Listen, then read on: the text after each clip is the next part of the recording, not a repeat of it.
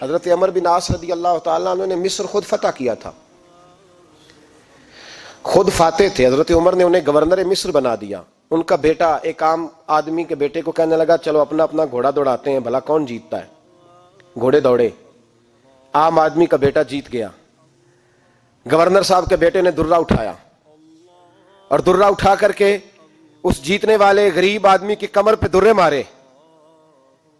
اس کو جب درے لگے تو بیٹے نے گھر آ کے باپ کو اپنی لہو لوہان کمر دکھائی. باپ کے دل میں بڑی قدر ہوتی ہے اولاد کی. درجے تو لوگ ماں کے بیان کرتے رہتے ہیں، لیکن جتنا باپ پیار کرتا ہے اس کا بھی تقاضا کوئی کر نہیں سکتا. والد نے جب دیکھا نا لہو لوہان ہے گردن، تو والد چیخے، روئے، اور پھر پتہ نہیں اگلے 1.5 منٹ میں اس بچے کے والد کو کیا ہوا. اس نے آنسو پونچھے اور بیٹے کو کہنے لگا میرے گھوڑے کے پیچھے بیٹھ. کہا کدھر جانا ہے؟ فرمانے لگے یہ ظلم کا دور نہیں، یہ عمر کا دور ہے. ہاں ایسی بات ہے کوئی جو مرضی کر جائے؟ بیٹھ میرے گھوڑے پہ. آدھی رات کے وقت پہنچے مدینے اور باہر جا کے وہ آدمی پکارنے لگے، کہنے لگے عمر باہر آؤ، نکلو خوابگاہ سے. جب غریبوں پہ ظلم ہو تو پھر حکمرانوں کو سونے کی اجازت نہیں ہوا کرتی. باہر آؤ. فاروق اعظم آدھی رات کو اٹھ کے آئے. کیا ہوا؟ کہا عمر دیکھ یہ بیٹا جو میں نے اپنے منہ کے نوالے کھلا کھلا کے پالا ہے، ذرا میرے لال کی پشت دیکھ. تیرے دورے حکومت میں یہ حال ہوگا. حضرت فاروق اعظم نے کہا جاؤ بلا کے لاؤ فاتح مصر کو. حضرت عمر بن عاص بیٹے سمیت آئے. جناب فاروق اعظم فرمانے لگے مجمع میں کھڑا کر کے، فرمایا کیوں مارا تو نے اس کو؟ گردن جو گئی. فرمایا تو گورنر کا بیٹا تھا اس لیے مارا ہے؟ اس غریب آدمی کے بچے کو کہا درے پکڑ اور گورنر کے بیٹے کو اس کے سامنے مار، اور اتنے مار کے اسے سمجھ آئے. جب اس کو درے لگ رہے تھے تو لوگ دیکھ رہے تھے. تھوڑی دیر گزری تو حضرت سیدنا عمر فاروق رضی اللہ تعالیٰ عنہ نے فرمایا گورنر مصر کو بھی سزا دو، اس کے کپڑے اتروا کے اسے ٹانٹ کا لباس پہناؤ. لوگ کہنے لگے حضور گورنر صاحب کی کیا غلطی؟ سنو اور یاد رکھنا. حضرت فاروق اعظم کہنے لگے اس بچے کے دل میں بات ڈالی کس نے کہ تو گورنر کا بیٹا ہے؟ کس نے بات ڈالی کہ تو چودھری کا بیٹا اور باقی کمی ہوتے ہیں؟ کس نے سکھایا اسے؟ وہ طاقتیں بھی ہم کچھ لیں گے جو سکھاتی ہیں کہ فلانا بڑا ہے فلانا چھوٹا ہے. فرمایا نا، جب کوئی رسول اللہ کا کلمہ پڑھ لیتے ہیں وہ برابر ہو جایا کرتے ہیں. اس کو کس نے سکھایا؟ کس نے سکھایا اس کو؟ گورنر کو بھی. اور پھر حضرت عمر نے تاریخی جملہ کہا حضرت عمر بن عاص کی طرف دیکھ کے، فرمایا جب اللہ نے ان لوگوں کو آزاد پیدا کیا ہے تم نے کیوں غلام بنا لیا ہے؟ جب رب نے آزاد پیدا کیا تم نے کیوں غلام بنایا ہے؟ عزیزو یاد رکھو جب انصاف کا بول بالا ہوتا ہے پھر کوئی آدمی ڈرتا ہے. یہاں انصاف نہیں ملتا. اور میں آپ خود ایک بات یاد آ گئی. حضرت عمر کا زمانہ تھا تو غسان کے بادشاہ نے کلمہ پڑھ لیا. جو لوگ غریب کہلاتے ہیں نا وہ ذرا میری بات پہ زیادہ توجہ کریں. غریبوں کو سنانے لگاؤں، غریب ذرا توجہ کریں. غسان کے بادشاہ نے اسلام قبول کر لیا اور اسلام قبول کرتے ہی وہ آئے حج کرنے. حج کے بعد فارغ ہوئے تو ایک نفلی طواف کر رہا تھا غسان کا بادشاہ شاہ غسان. آج تو خانہ کعبہ میں بھی VIP پروٹوکول ملتا ہے، آج تو مسجد نبی میں بھی VIP پروٹوکول ہوتا ہے. یہاں آ کے بھی، یہاں بھی، اور دیکھتے صحیح تو کھڑا کہاں ہے. یہاں بھی پولیس والوں نے بازو پکڑے. سوچو تو صحیح یہ حال کر دیا تم نے مذہب کا. طواف کعبہ ہو رہا ہے اور غسان کے بادشاہ نے جبہ پہنا ہوا ہے باریک اور لمبا. وہ طواف کعبہ کر رہا تھا تو ایک غریب آدمی کا پیر اس کے جبے پہ آ گیا. جب پیر آیا تو اس نے پلٹ کے غریب کے منہ پہ تھپڑ مارا. جب تھپڑ مارا تو اس غریب نے سیدنا فاروق اعظم کی عدالت میں مقدمہ کر دیا. کہا بادشاہ نے تھپڑ مارا ہے. حضرت عمر فاروق رضی اللہ تعالیٰ عنہ نے بادشاہ کو بلایا. فرمایا تو نے اس غریب کو مارا ہے؟ کہا جناب اس نے پیر رکھا تھا. تو فرمایا پیر رکھا تھا تو کیا ہو گیا؟ تو نے کیوں لمبا جبہ پہنا تھا؟ تجھے سمٹ کے چلنا چاہیے تھا. کہا میرے لیے حکم کیا ہے؟ حضرت عمر کہنے لگے یہاں اسے رات میں راضی کر لے، ورنہ صبح اسی جگہ اسی کونے میں خانہ کعبہ کے سائے میں وہ غریب تیرے منہ پہ تھپڑ مارے گا اور تجھے تھپڑ کھانا پڑے گا. غریبوں سنو سنو، ساری رات وہ غسان کا بادشاہ غریب کی منت کرتا رہا تو راضی ہو جا. غریبوں تم سے شکوہ ہے، تم 2-4 لاکھ پہ راضی ہو جاتے ہو. غریبوں تم سے شکوہ ہے، تم انصاف ہونے نہیں دیتے. غریبوں تم تھوڑی تھوڑی بات پہ مطمئن ہو جاتے ہو. تھوڑی تھوڑی بات، جتنے غریب تن ہیں لباسوں سے دور دور اتنی ہی چادریں میں مزاروں سے چھین لوں، اور جتنے غریب گھر ہیں اجالوں سے دور دور اتنی ہی روشنی میں ستاروں سے چھین لوں. اتنی تو ہمتیں ہو میری کم سے کم بلند کہ شاہوں کے تاج فقط اشاروں سے چھین لوں. تمہاری زیادتی ہے, تم نے ظلم پروان چڑھایا ہے. جب تم چودھری کے کہنے پر, ایم این اے کے کہنے پہ راضی ہو جاتے ہو, تم انصاف ہونے نہیں دیتے. ڈٹنا سیکھو, کھڑے ہونا سیکھو.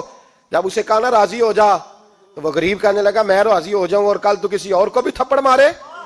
فرمایا جتنی تیرے پاس دولت ہے لا کے قدموں میں رکھ. ہم دولتوں کی پرواہ اس لیے نہیں کرتے کہ ہم نے محمد عربی کا چہرہ دیکھا ہوا ہے. اب میری نگاہوں میں جچتا نہیں کوئی, اس لیے کہ جیسے میرے محبوب ہیں ویسا نہیں. تم اثر لینا چھوڑ دو, تم اثر بڑا لیتے ہو. ہاں تمہارے اوپر چیزیں اثر انداز ہوتی ہیں, اس لیے انصاف نہیں ہوتا. ڈٹنا سیکھو, کھڑے ہونا سیکھو. جو بھائی ڈٹ جاتا ہے نا وہ بڑے کمال کر جایا کرتا ہے. ساری رات مناتا رہا. حضرت عمر سے کہنے لگا وہ نہیں مانتا, تو جناب عمر کہنے لگا پھر تیاری کر لے. ہم بادشاہ نہیں دیکھیں گے, دولت نہیں دیکھیں گے, ہم رسول اللہ کا دین دیکھیں گے, ہم نبی پاک کا نظام دیکھیں گے. وہ بادشاہ رات کو دوڑ گیا, بھاگ گیا, جا کے عیسائی ہو گیا. لوگوں نے کہا اتنا قیمتی آدمی عمر نے ضائع کر دیا. فرمایا چپ کرو, میں نے کوئی چیز ضائع نہیں کی, میں نے تو اپنے رسول کا دین بچا لیا ہے. کوئی شے ضائع نہیں ہوئی. عدل جب تک, میں پھر کہوں گا, اس عدل کے نقصان میں ہر آدمی برابر کا شریک ہے. ہم عدل ہونے نہیں دیتے, ہم عدل قائم نہیں کرتے. ہمارا تقاضا ہی نہیں کہ عدل ہو, ہم اپنے آپ کو عدل کے لیے پیش ہی نہیں کرتے, مزاج ہی نہیں. حضرت علی المرتضیٰ ایک جری انسان تھے, اور وہ علی تھے جن پر انسانیت رشک کرتی ہے. اور مولا علی وہ ہستی تھے کہ میرے مصطفیٰ کریم صلی اللہ تعالی علیہ وسلم نے فرمایا اس کے دیدار کو تو فرشتے بھی آیا کرتے. نا بڑا آدمی, اور پھر امیر المومنین خلیفۃ المسلمین حضرت علی. خود مولا علی نے حضرت قاضی شریح کو قاضی بنایا, چیف جسٹس بنایا, اپنے ہاتھوں سے تعیناتی کی. حضرت مولا علی رضی اللہ تعالیٰ عنہ کی زرہ گم ہو گئی. کافی دیر گزر گئی تو ایک یہودی کے پاس وہ زرہ آپ کو نظر آئی. حضرت علی نے ڈائریکٹ اس سے چھین نہیں لیا, حالانکہ امیر المومنین تھے. ہمارے ہاں ڈنڈا بھی بڑا چلتا ہے نا, جو طاقتور ہوتا ہے وہ تو تھانے جاتا ہی نہیں, اس کو ضرورت نہیں, اس نے تو بندے رکھے ہوئے ہیں, اس کو تو پتہ ہے کام کیسے لینا ہے. لیکن حضرت علی نے آئینی رستہ اختیار کیا, قانونی رستہ. قاضی صاحب کی عدالت میں مقدمہ کیا کہ فلاں یہودی کے پاس میری زرہ ہے اور وہ چوری ہو گئی تھی, گر گئی تھی, گم گئی تھی, مجھے دلائی جائے. قاضی صاحب نے بلا لیا یہودی کو, امیر المومنین بھی کٹہرے میں. قاضی صاحب کہنے لگے اس سے کہ زرہ تیری ہے؟ اس نے کہا جی میرے پاس ہے تو میری ہے. قاضی صاحب کہنے لگے حضرت علی سے گواہ آپ کو دینے پڑیں گے کیونکہ مقدمہ آپ نے کیا ہے, اگرچہ وہ امیر المومنین ہے. توجہ ہے بھائیوں کی, سمجھ آ رہی ہے باتوں کی؟ گواہ امیر المومنین آپ نے دینے ہیں کیونکہ مقدمہ آپ نے دائر کیا. تو حضرت علی کہنے لگے میرا بیٹا حسن گواہی دے گا کہ میری ہے, اور میرا غلام کمبر گواہی دے گا. قاضی صاحب کہنے لگے حضور ان کی گواہی درست تو ہے پر میں نہیں تسلیم کرتا, اس لیے کہ بیٹے تو باپ کے حق میں بولا ہی کرتے ہیں, نوکر تو آقاؤں کے حق میں بولتے ہی ہیں. جائیں کوئی غیر جانبدار بندہ لے کے آئے جو گواہی دے. تو حضرت علی خاموش ہو گئے, کہنے لگے ابھی میرے پاس ایسا کوئی گواہ نہیں. قاضی صاحب کہنے لگے چلیں پھر آپ یہودی کو راضی کریں, آپ نے کیوں بلا وجہ گھسیٹا عدالت میں, راضی کریں, انصاف کا تقاضا ہے. تو حضرت علی قریب گئے, کہنے لگے بھیا ناراض نہ ہونا, زرہ تو میری ہے, ناراض نہ ہونا, میں نے غلط مقدمہ نہیں کیا. وہ علیحدہ بات ہے کہ میرے پاس گواہ نہیں تو میں کوئی بے انصافی نہیں کر سکتا, تو میرے ساتھ چل تجھے کھجوروں کا حلوہ کھلاتا ہوں تاکہ تو راضی ہو جائے. وہ یہودی کہنے لگا میں نے قاضی صاحب کا انصاف دیکھا اور جناب علی کا انصاف کے لیے کھڑا ہونے دیکھا تو میں مولا علی کے قدموں میں بیٹھ گیا. میں نے کہا علی جب تیری یہ شان ہے تو محمد عربی کا کیا مقام ہوگا. میں نے کلمہ پڑھنا شروع کر دیا. دیکھیں نا تقاضا پورا کیا ہے حضرت علی نے. تو وہ کہنے لگا علی تیرے انصاف کے رنگ نے نا, جملہ یاد رکھنا, کہنے لگا یہودی علی تیرے انصاف کے اس رنگ نے میرے دل سے کفر کی میل دور کر دی, تیرے عدل نے میرا کفر توڑ دیا, کفر. لیکن شرط دیکھیں نا, غریب آدمی ابو ایوب انصاری, ماڑے بندے, اب تو پیر اور مولوی بھی گنجائش نہیں نہ دیتا کسی کو بولنے کی. تو سیاست دان تو اللہ ہی کی پناہ, وہ تو پتہ نہیں کس طرح سوتے ہیں رات کو, اللہ ہی جانتا ہے. پتہ نہیں کس طرح اپنے آپ کو مطمئن کر کے وہ زندگیاں گزار رہے ہیں, خدا ہی بہتر جانتا ہے. حضرت عمر فاروق جیسا دلیر اور جرری آدمی جمعہ پڑھانے مسجد میں داخل ہوئے تو جناب ابو ایوب انصاری دروازے پہ کھڑے ہو گئے, کہنے لگے عمر تیرے نوکر نہیں, ٹائم پہ آیا کر, بڑی دیر سے کھڑے ہیں. کیوں دیر سے آیا ہے؟ بڑے جلالی تھے نا حضرت عمر, لیکن وہ جلالی اس وقت تھے جب کوئی ظلم کرتا تھا, اور ذات کے لیے جلالی نہیں تھے. کہا وقت پہ آیا کر, کو ملازم نہیں تیرے.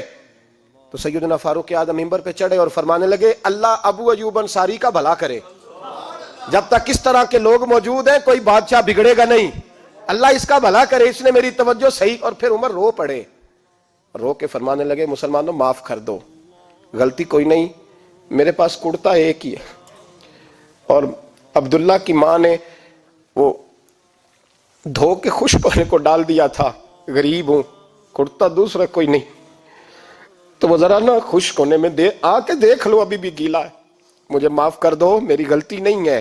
صحابہ درد کے ساتھ رونے لگے اور کہنے لگے اللہ اس طرح کے حکمران ہمیشہ عطا کرتا رہے۔ میرے بھائی تو انصاف کا رنگ تو دیکھ، ان تقاضوں کو سمجھنا۔ یہاں کسی کی جرت ہے بول سکے، طاقت ہے کسی کی، لیکن انہوں نے اپنے آپ کو پیش کیا، سامنے پیش کیا اپنے آپ لوگوں کے سامنے۔ دو مال غنیمت کی چادریں بانٹ رہی ہیں، سب کو ایک ایک ملی ہے۔ فاروق اعظم جمعہ پڑھانے آئے تو اسی چادر کا کرتا، اسی کی تامت، لوگ کھڑے ہو گئے، عمر بتا تو نے دو کیوں لی؟ یہ انصاف ہے، یہ عدل ہے، کیوں لی دو؟ تو حضرت عمر کہنے لگے میرا بیٹا جواب دے گا۔ عبداللہ بن عمر بولے، کہنے لگے ابا جی کے کپڑے بڑے پرانے ہو گئے تھے، میں نے اپنے حصے کی بھی اپنے ابا جی کو دے دی ہے۔ دیکھیں نا، یہ انصاف میرے نبی پاک نے کیا ہے، صحابہ نے سیکھا ہے۔ میں اور آپ تیار نہیں، ہم تیار نہیں انصاف کے لیے، ہمارا مزاج نہیں انصاف کا، ہمیں خود بہت سارا آگے پیش ہو کے رنگ دکھانا پڑے گا، اس کے لیے ہماری تیاری نہیں۔ اس لیے ہم حکمرانوں کو گالی دے کے چپ کر جاتے ہیں، اس لیے ہم وکیلوں کے کہتے ہیں بکتے بڑا ہیں، جج بکتے، یہ باتیں کر کے ہم خاموش ہیں، ہم پیش نہیں کر پا رہے، ابھی تک ہم اپنے آپ کو کھڑا نہیں کر پا رہے کہ ہم سے مطالبہ کرو انصاف کا، کھڑا نہیں۔ حضرت سیدنا علی المرتضیٰ شیر خدا رضی اللہ تعالیٰ عنہ فرماتے ہیں بدر کے لیے جب جا رہے تھے تو سواری ایک تھی، سوار تین تھے، ایک سواری اور سوار تین۔ فرماتے ہیں نبی پاک صلی اللہ علیہ وسلم نے فرمایا تین کٹھے نہ بیٹھنا، دو بیٹھیں، سواریوں کو تکلیف ہوتی ہے، قربان جاؤں کیسا رسول دیا ہے جو جانوروں کے حقوق کا بھی خیال فرماتے ہیں صلی اللہ علیہ وسلم۔ فرمایا دو بیٹھیں۔ حضرت علی کہتے ہیں پہلے میں اور نبی پاک صلی اللہ علیہ وسلم بیٹھے، اور تیسرے ہمارے ساتھ ابو درداء رضی اللہ تعالیٰ عنہ۔ فرماتے ہیں جا رہے تھے بدر کے لیے، پہلے میں اور حضور بیٹھے، پھر نبی پاک اور ابو درداء بیٹھے۔ فرماتے ہیں پھر نمبر لگ گیا میرا اور ابو درداء کا، اور مصطفیٰ نے گھوڑے کی لگام تھامی تو حضرت ابو درداء تڑپ اٹھے، کہنے لگے علی نہ طبیعت مانتی ہے، نہ ادب مانتا ہے، نہ عشق مانتا ہے، تو اس طرح کر، میں تو چھوٹا ہوں، آپ کہیے رسول پاک سے، آپ ہر لحاظ سے بڑے ہیں، آپ عرض کیجئے کہ حضور نہ ادب مانتا ہے، نہ عشق مانتا ہے، نہ پیار مانتا ہے، نہ تقاضا ہے، مہربانی کرے آ جائیں۔ حضرت علی ہاتھ باندھ کے عرض کرنے لگے محبوبہ ٹھیک ہے، باری آپ کی پیدل چلنے کی ہے، پر مہربانی کریں، ادب پیار اور محبت مجبور کر رہی ہے۔ تو حضور نے فرمایا علی چپ کر، میں عدل نہیں کروں گا تو لوگ عدل سیکھیں گے کیسے؟ اگر میں عدل نہیں کروں گا تو قوم سیکھے گی کیسے؟ مجھے عدل کرنے دے، انصاف کرنے دے۔ فرمایا چلنے دے مجھے پیدل، کچھ نہیں ہوتا، تقاضا ہے عدل جب تک پورا نہیں ہوتا۔ آپ یقین کریں میرے اساتذہ کہا کرتے تھے میں عدالت کو عدالت نہیں کہتا، کچہری کہتا ہوں، اس لیے کہ عدالت وہ ہوتی ہے جہاں عدل ہوتا ہے۔ یہاں تو حال یہ ہے، بتائیے وکیل کو نہیں پتا ہوتا کہ جو میرے پاس آیا یہ غلط آدمی ہے، وہ اس کی حمایت کرتا ہے کہ نہیں، اس کے ساتھ چلتا ہے کہ نہیں، جھوٹ کے ساتھ آخر تک لڑتا ہے کہ نہیں لڑتا؟ جو گواہ بن کے جا رہے ہوتے ہیں انہیں پتا ہوتا ہے کہ نہیں کہ ہم جھوٹے کی گواہی دینے جا رہے ہیں؟ تو پھر کیا سارا ظلم حکومتیں کر رہی ہیں؟ معاشرہ بھی تو اپنی ترتیب بدلے نا، لوگ بھی تو اپنا رنگ بدلے نا، لوگ بھی تو طبیعت بدلے نا۔ کون منتخب کرتا ہے انہیں ظالموں کو؟ عوام، اور پھر اس کے بعد شکوہ بھی عوام ہی کرتی ہے۔ خدا را تقاضے سمجھو، مزاج سمجھو، طبیعت سمجھو اسلام کی۔ میرے نبی پاک صلی اللہ علیہ وسلم نے عدل کا بول بالا کیا، ہر مقام پر، ہر نقطے پر رسول پاک صلی اللہ علیہ وسلم نے عدل اور عدل کی آواز بلند فرمائی۔ کوئی مقام ایسا نہیں، آپ پڑھیے کتابیں، اگر ایک کلمہ پڑھنے والے اور یہودی کا فیصلہ آیا ہے اور نبی پاک صلی اللہ علیہ وسلم نے یہودی کو حق میں سمجھا ہے تو نبی پاک نے یہودی کے حق میں فیصلہ دیا۔ وہ منافق بگڑ گیا ہے، حضرت عمر کے پاس گیا ہے، لیکن حضور نے فرمایا جہاں جاتا ہے جا، فیصلہ وہی کیا جائے گا جو عدل پہ مبنی ہوگا، جو انصاف پہ مبنی ہوگا۔ ہماری طبیعتوں کے اندر سے وہ جو جس سٹیج پہ کوئی بیٹھا ہے وہ وہاں بڑا ہے، وہ جہاں بیٹھا ہے وہ سلطنت کا مہاراجہ ہے، وہ کہتا ہے نہیں میرے پاس سارا کچھ ہے، یہاں تو میں اختیارات استعمال کروں گا، وہ استعمال نہ ہوئے تو پھر دولت استعمال کروں گا۔ تو جب اجتماعی مزاج قوم کا بگڑتا ہے پھر معاشرے میں نا انصافی عام ہوتی ہے، پھر ظلم عام ہوتا ہے، پھر بے راہ روی کا شکار۔ اور میرے نبی پاک صلی اللہ علیہ وسلم کی حدیث سن لے ذرا، جا کے سننا یہ والی روایت، اور اسے یاد کر لینا، اس کا رٹا لگا لینا۔ حضور نے فرمایا تھا جس معاشرے میں بے حیائی عام ہوگی وہاں ایسی بیماریاں پیدا ہوں گی جن کا علاج ہی کوئی نہیں ہوگا. اور حضور نے فرمایا جس قوم کے اندر انصاف نہیں ہوگا وہاں قتل عام ہوگا. انصاف نہیں، جب تک مجرم کو سزا نہیں ملتی، جب تک مجرم کو سزا نہیں ملتی اتنی دیر تک لوگوں کے لیے وہ نشان عبرت نہیں بنتا، اتنی دیر تک لوگ باز نہیں آتے. یاد رکھیں جب انصاف ہوگا، عدل ہوگا، اور عدل کرنے والے جب عدل کریں گے اور انصاف کا دامن تھامیں گے. پہلی بات تو یہ ہے کہ ہم اپنے آپ سے ورا کریں بہت ساری چیزوں کو. ہم دیکھتے ہیں حکومت نے چھوٹی چھوٹی کمیٹیاں بنا دی ہیں مصالحتی کمیٹیوں کے لیے، بین المذاہب کمیٹیاں، بڑا کچھ بن گیا ہے، لیکن لوگ گروہ بندی کا شکار ہیں، گروہی تعصبات ہیں. دیکھتے ہیں کہ ہمارا ووٹ کس طرف ہے، ہمارا مزاج کس طرف ہے، اس رنگ میں ملت کا اجتماعی نقصان ہو جائے، شرازہ بکھر جائے. اور میں شروع میں کہہ چکا ہوں، امام حسن فرمایا کرتے تھے اگر غریب پر ظلم نہ روکا جائے گا تو وہ ظلم امیر کے دروازے تک بھی جائے گا. ایک وقت آئے گا کہ امیروں کے ساتھ بھی زیادتیاں ہونے لگیں، اس لیے کہ جب ظلم ہوتا ہے تو اس کی آگ بھی پورے معاشرے کو لپیٹ میں لیتی ہے، اور جب انصاف ہوتا ہے تو اس کی برکتیں بھی سارے معاشرے کو فائدہ دیتی ہیں. عدل، انصاف ضروری امر ہے. حضرت عمر فاروق رضی اللہ تعالیٰ عنہ جناب زید بن ثابت رضی اللہ تعالیٰ عنہ کو خود قاضی بنایا تھا. حضرت زید بن ثابت کو قاضی خود بنایا، خود تعینات کیا. حضرت ابی بن کعب رضی اللہ تعالیٰ عنہ نے نا حضرت عمر پر مقدمہ کر دیا حضرت زید بن ثابت کی حکومت میں، خود حضرت عمر پر. جناب عمر جب پہنچے نا وہاں سب لوگ بیٹھے رہے. ایک شخص کہنے لگا تم اپنے امیر کے لیے کھڑے نہیں ہوئے، تو زید بن ثابت کہنے لگے چپ کر جا، ان پر مقدمہ ہے، وہ حساب دینے آئے ہیں، امیر المومنین بن کے نہیں آئے. سامنے کھڑا کیا تو گفتگو کے دوران کوئی ایسا موقع آیا کہ حضرت عمر کو قسم دینی پڑی. تو حضرت زید بن ثابت حضرت ابی بن کعب سے کہنے لگے یار لحاظ کر، وہ فاروق اعظم ہے، امیر المومنین ہے ہمارے، اور تو ان سے قسم کا مطالبہ کر رہا ہے. حضرت سیدنا فاروق اعظم کی طرفداری میں بات کی نا تو حضرت سیدنا عمر فرمانے لگے زید اس مقدمے کا فیصلہ کر لو اور اس کے بعد میں تمہیں معزول کر دوں گا، تم تو اہلیت ہی نہیں رکھتے. حضور کیا ہوا؟ فرمایا تم نے میری طرفداری کیوں کی، تم نے مجھے امیر المومنین کیوں کہا، تم نے کیوں میرے حق میں بات کی؟ اگر میں اور تو اس طرح کرنے لگیں گے تو امت کو عدل کون دے گا؟ اگر میرا اور تیرا یہ رنگ ہو جائے گا، کیوں تو نے مجھے امیر المومنین کہا؟ اس وقت میں اپنی صفائی دینے آیا ہوں، عمر بن خطاب سے زیادہ میرا کوئی تعارف نہیں ہونا چاہیے، کیوں تم نے یہ لفظ کہے؟ اور فرمایا اگر مجھ پر قسم آئے گی اور جو میرے اوپر لاگو ہوگا مجھے وہ کام کرنے کا تمہیں حکم کرنا چاہیے تھا. یہاں تو حال ہی کوئی نہیں، مزاج ہی کوئی نہیں. ہماری قوم بڑی سمجھدار ہے، حکمران بھی بڑے سمجھدار ہیں. ممتاز حسین قادری رحمۃ اللہ علیہ کو پھانسی ہوئی تو لوگ کہنے لگے مولوی شدائی ہو گئے. فیصلہ تھا عدالت کا تو ماننا چاہیے تھا. ایک فیصلہ ایک پیپلز پارٹی کے سابقہ صدر کے بارے میں بھی عدالت نے دیا تھا، اور پھر آپ کی پارلیمنٹ نے اس فیصلے کو کنڈم کیا، مذمت کی، اور اٹھ کے کہا گیا کہ ہم مذمت کرتے ہیں، فیصلہ غلط تھا. جب حضرت ممتاز قادری کے حق میں فیصلہ آئے تو اس وقت لوگ بولتے ہیں، کہتے ہیں دیکھو جناب عدالت کا فیصلہ ہے اور مولوی کہہ رہے پھانسی نہ دو. اور جب ایک شخص پر، ایک عام آدمی پر فیصلہ آئے اور بڑی عدالت کرے اور وہ چوکوں چوراہوں میں کھڑا ہو کے کہے کہ ہم اس فیصلے کو نہیں مانتے، پھر کوئی آدمی نہیں بولتا. پھر کسی جگہ ہم نے کہا تھا بچ جا، تو رسول اللہ صلی اللہ علیہ وسلم کی ناموس والوں کا لحاظ کر، اللہ رسول تیرا خیال فرمائیں گے.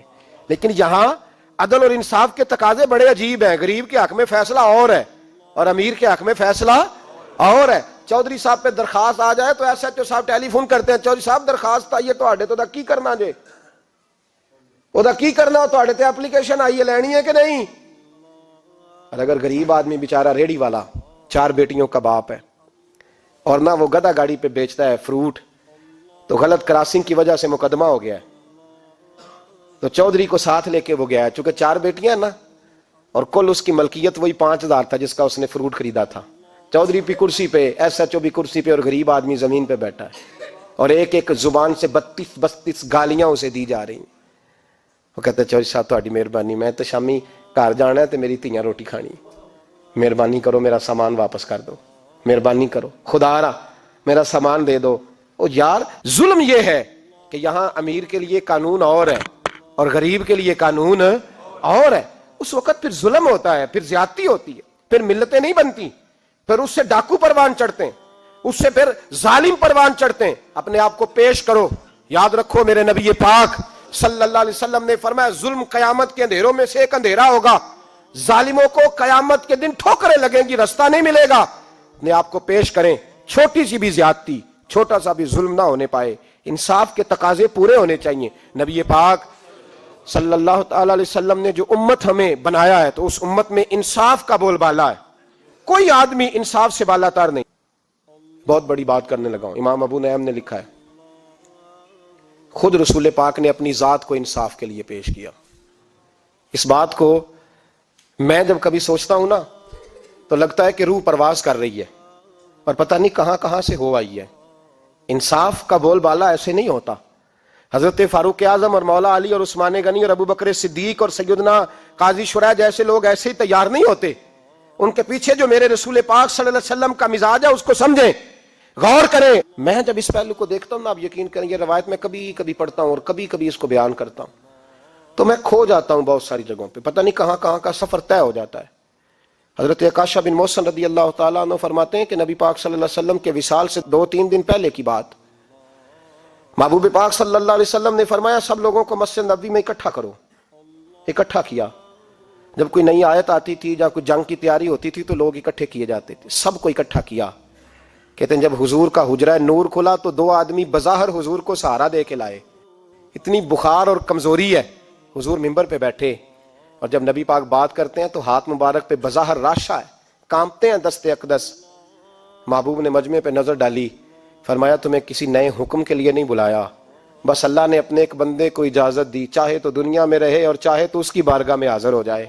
اس بندے نے پردے کا فیصلہ کیا ہے. میں نے تمہارے بیچ وقت گزارا ہے, تمہارے ساتھ رہا ہوں. حضور فرمانے لگے میری زبان سے, میرے قول سے, میرے فعل سے غلاموں کسی کو تکلیف پہنچی ہو تو بدلہ لے سکتا ہے. یہ نہیں فرمایا معاف کر دو, اٹھو اور بدلہ لو. حقیقی جمہوریت تھی نا. حضرت عکاشہ بن محصن پیچھے سے کھڑے ہو گئے, بوڑھے آدمی, کہنے لگے حضور ایک جنگ میں صفیں سیدھی کراتے کراتے میری ننگی پشت پہ درہ مارا تھا آپ نے, بدلہ لینا ہے. عجیب ہی منظر بن گیا مسجد نبی کا. آنسو بہنے لگے, لوگ تڑپنے لگے. محبوب نے فرمایا بلال جاؤ, فاطمہ کے گھر میں درہ پڑا ہے, لے آؤ. حضرت بلال کہتے ہیں سیدہ کے دروازے پہ دستک دی. اماں جی نے کہا کون؟ اماں جی میں غلام بلال ہوں, وہ درہ چاہیے تھا. تو سیدہ کہنے لگی نہ تو جنگ ہے نہ جہاد ہے, حضور نے درہ کیا کرنا ہے, طبیعت مبارک تو علیل ہے. بلال ماجرا کیا ہے؟ حضرت بلال رو پڑے, کہنے لگے ایک صحابی بدلہ لینا چاہتے ہیں. حضرت فاطمہ نے امام حسن اور حسین کو باہر نکالا, درہ دیا. کہنے لگی بلال عکاشہ سے کہنا میرے بیٹوں کے وجود پہ 100 درے مارے. انہوں نے فاطمہ کا دودھ پیا, سی کوئی نہیں کریں گے لیکن حضور تک کوئی نہ جائے, اور میں نے ویسے بھی حضور پر قربان کرنے کے لیے پیدا کیے. سیدنا بلال حبشی رضی اللہ تعالیٰ عنہ فرماتے ہیں میں روتا ہوا درہ لیا, شہزادے لیے, اور میں جب حاضر خدمت ہوا نا حضور کے دروازے پہ داخل ہوا, محبوب پاک صلی اللہ علیہ وسلم نے امام حسن اور حسین کو دیکھا تو حضور رو پڑے, فرمانے لگے انہیں بٹھا دو, مجھے پتا ہے فاطمہ نے کیا کہہ کے بھیجا, بٹھاؤ. شہزادے بیٹھ گئے. میرے محبوب پاک علیہ السلام نے فرمایا عکاشہ کو درہ دو. حضرت عکاشہ کہتے میں درہ لے کے آگے بڑھا تو کسی نے میرا پیر تھاما. جب میں نے نیچے دیکھا تو ابو بکر صدیق تھے.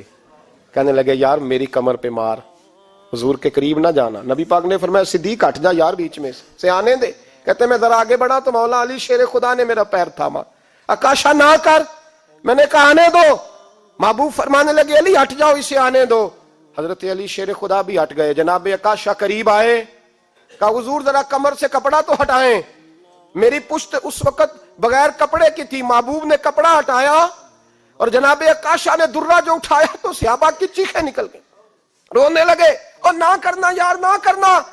جناب عکاشہ نے درہ دور پھینکا اور حضور کے وجود کو چومنے لگے. کہنے لگے کس نے درہ مارنا تھا, میں تو جاتے جاتے حضور کا بوسہ لے کے اپنے لیے جنت اکٹھی کرنے جا رہا تھا. میرے محبوب پاک صلی اللہ علیہ وسلم نے فرمایا جس نے جنتی دیکھنا ہو میرا عکاشہ دیکھے. امت کو درس دیا, امت کو درس دیا. پیش کر اپنے آپ کو انصاف کے لیے, آگے بڑھ, پیش کر اپنے آپ کو انصاف کے لیے اور کھڑا ہو جا عدل کے لیے. ان اللہ یأمر بالعدل والاحسان, اللہ تمہیں حکم دیتا ہے عدل کا.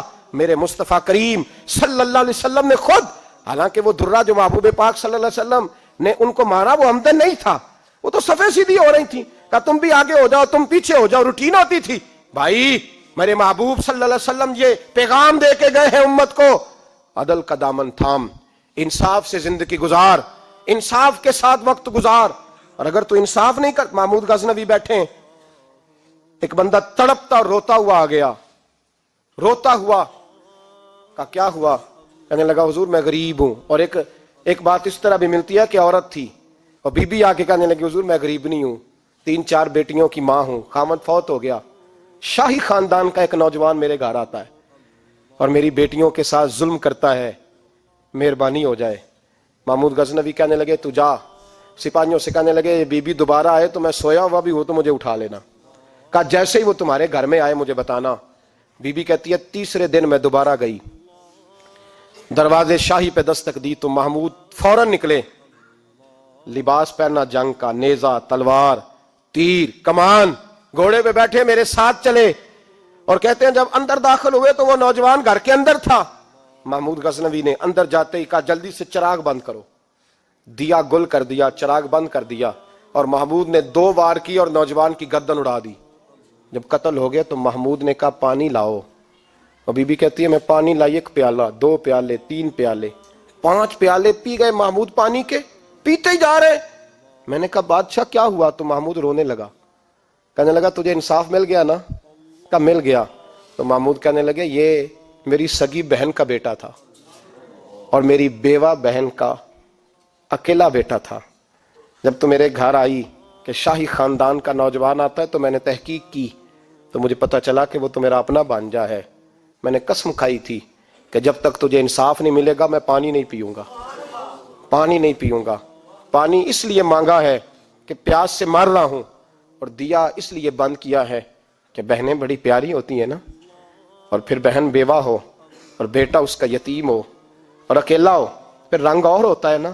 اس لیے چراغ گل کر کے میں نے اسے قتل کیا ہے کہ اگر مارنے لگوں تو کہیں بہن کا چہرہ نہ میری آنکھوں کے سامنے آئے, کہیں بھانجے کا تصور دیکھ کر میں اسے چھوڑ نہ دوں.